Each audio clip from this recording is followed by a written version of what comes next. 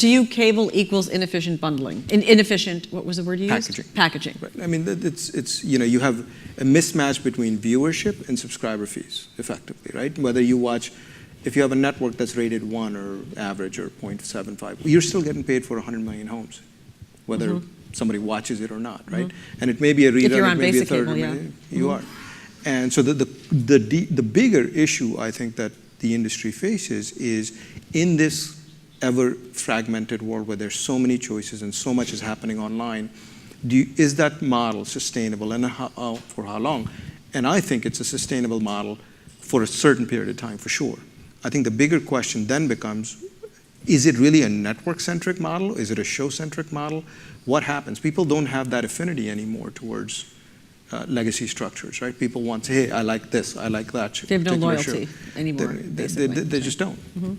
And I think what's happening with Netflix and what they're demonstrating is clearly that system can be created. Now, sure, it's early days and it's 1 show or 2 shows or whatever that happens to be.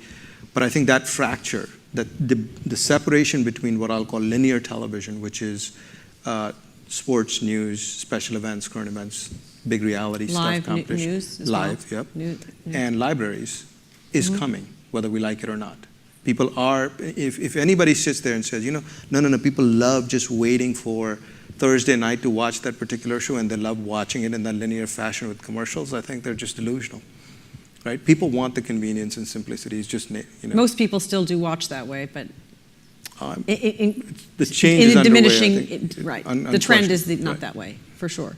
So people still buy vinyl. I'm one of them, by the way, so. Okay. Doesn't mean that there's not a sustainable business for vinyl, though. That's true. There's not enough of you to sustain the business model. So then what happens?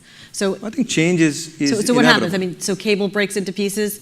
And I don't think Aereo is a problem in this whole thing, right? The current structure of the industry is what's the appropriate word? Pressurizing itself in a way, right? If you have ever increasing cost of content with a cap on retail pricing effectively, because any more or too much more increase in that, you start seeing a faster breakdown of the bundle. That model will force change in itself. And I think that's just inevitable because the dynamics of the business are set up such that we're reaching that point where ever-increasing rates on the wholesale side can't be passed on to the consumer. It's just not sustainable.